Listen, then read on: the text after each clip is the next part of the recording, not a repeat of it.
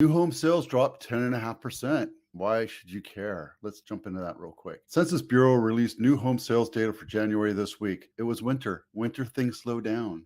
10.5% is nothing. Look at this chart right here, right? The problem with new home sales is we're not building enough homes for the population growth. Doesn't matter where you are. You can be in Nevada, you can be in Missouri, you can be in Ohio, you can be in Florida. Florida is different right now because they're overpriced and there's an insurance issue going on over there. Same with Texas. There's some issues going on in California is soon to be hit, not necessarily in the Silicon Valley, but because of our insurance rates, we're going to see major price adjustments if you live in high fire zones. I've just been to a few different houses where they're in the high, moderately high, and very high zones, and insurance will not carry it. It means you have to go to California Fair Plan, which means it's 3 or 4 times more than normal insurance because of the high fire risk. We'll go into that in a second. New home sales. Home sales are lower versus last month. It was from December to January. Everything ticks down until March, where we start ticking back up. So that's totally normal. This is absolutely normal. There's nothing to worry about here. Even if the data were error free, because that's what statisticians do to make themselves important, houses will continue to sell. They continue to sell. In Sacramento, things have slowed down a little bit, but that's just because prices are still high. The interest rates. I saw a report yesterday that rates are subject to coming down this year. We're at 7 and change right now, and we're thinking that it might come down. We've been telling you this, it might come down for a long time. We don't know when it's going to come down. That's totally up to the feds and all the little sorcerers up in Fedland that'll tell us exactly what's happening here. Will it come down? I'd love that to happen, but I think what we need to happen first is a recession to help promote that into lowering the rates. Some say that we're already in a recession. Some already say that we've hit the downward tick to our economy. Those are crash bros. Those guys are coming out. I don't know what's going to happen. It doesn't matter when you sell your house. It doesn't matter when you buy your house. You could buy a house for $1 million and it goes down to $500,000 tomorrow. In time, it will come back to normal. Some might say they are. In Florida, in DC, in Texas, absolutely. In the Central Valley, yes.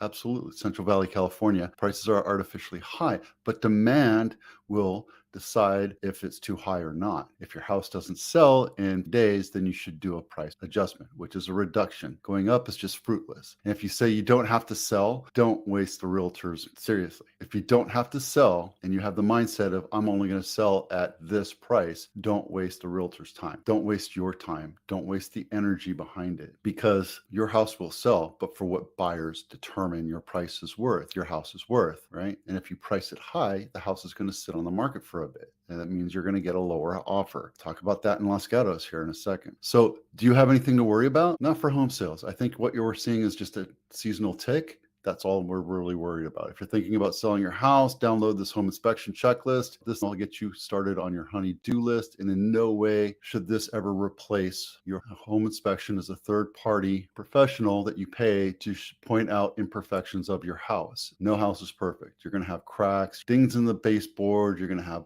broken dishwashers. I'm just thinking about my house right now. You're going to have popped tiles. You're going to have cracks and grout. You're going to have certain things that just will stand out. You're going to have burnt out plugs. You're going to have a ceiling fan that doesn't work or it wobbles or what have you. If you want to get it fixed, great. If you don't, just disclose it. Enough said. That's what my home inspection checklist looks like. There you go. Los Gatos Home of the Week. This is under $2 million. New listing, not my listing. Creekside Village, 3-bedroom, 2.5 bath, 1,500 square feet, built in 2005. This is what it looks like, but let's take a look and see what it really looks like. It looks like a row house. I'm not even sure what style house this is. I did sell something like this in Gilroy a while back. Exactly the same floor plan, it feels like. Not for $2 million.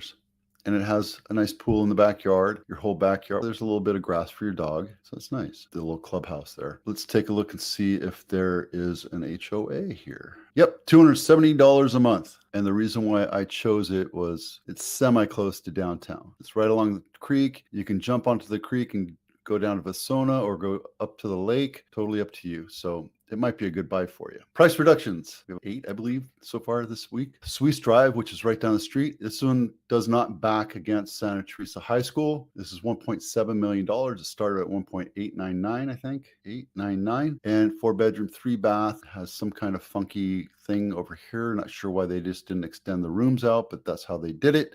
back in 1966, 174 square feet. And here you go. It does back up against Santa Teresa. So understand that if you do buy this house, you are going to be seeing lights from the football field. You're going to be hearing the band play over the summer. So remember what I say about location. If your house backs up into a high school, you're going to have high school noises. I don't mind it. My kid's in the band. One girl's a flag girl, one girl's the band minor. I love the people I hang out with there, and it's a fun thing, but I would never buy a house that backs up into high school. There you go. Highs and lows. This is the highest sold house in Santa Clara County this week. Not my listing, 6 bedrooms, 4 and 2 half baths, 5,000 square feet, and a very small hunk of land. Started off at 12.5. Days later, it sold for 11. They didn't care how long it took to sell this house. They decided, I'm going to take this price and I'm going to wait for the right buyer to come along. And almost 6 months later, they sell the house at 94% of that list price. It's a market maker. When you're talking about standard tract homes, you really don't have that option unless your house is an architectural delight and has brand new decor and doesn't have any cracked tiles and doesn't have 1990s red cherry cabinets. So this house feels brand new, right? When was it built? 2015. It's 9 years old and in great shape. It's a beautiful house. So let's take a look at the lowest of the week. Little Orchard Street in San Jose, right by the plant. Is that not working? Oh, there it is. So this is Little Orchard Street. There it is. Kurtner goes here. Alma's here. The plant is right here. Little Orchard Street zigzags. And this is where Home Depot is and all that other stuff. But there you go. It's listed at $500,000 in 6 days. It's sold for $683,000. This thing is a total piece of crap. But guess what? This place is rife for development. Even though you're under the flight path, this whole area is going to get scraped pretty quick for new housing, which is why people are buying it at a big pop. I did have another thing about Trump and the impact of what Doge is doing, but it's gated and I don't pay for gated news communities. The point here is it's important to understand the crazy thing that's happening right now is not only is residential real estate going to crash or crashing in DC, but commercial real estate is going to have a massive impact because of all the slashes that are happening. I seem to remember back in Bill Clinton's days that they killed off a ton of bases. I remember Fort got killed off and now that's public land. There's developments on it. There's Marina, there's Seaside, there's all these different places that tribute to there. It's still active. They still have a communication hub there. I seem to remember there are 377,000, I think I saw a news report, 377,000 federal jobs. Back in the 90s, it happened, and now it's happening again. I'm not a big fan of Trump or Elon. They're doing what they promise they're going to do or whatever, but everyone has to agree that the government is bloated and they're going to be chopping heads, and that just sucks. What's going to happen is a lot of people, they're doing broad swipes right now, broad swords. When times settle out in the next year or two, if your division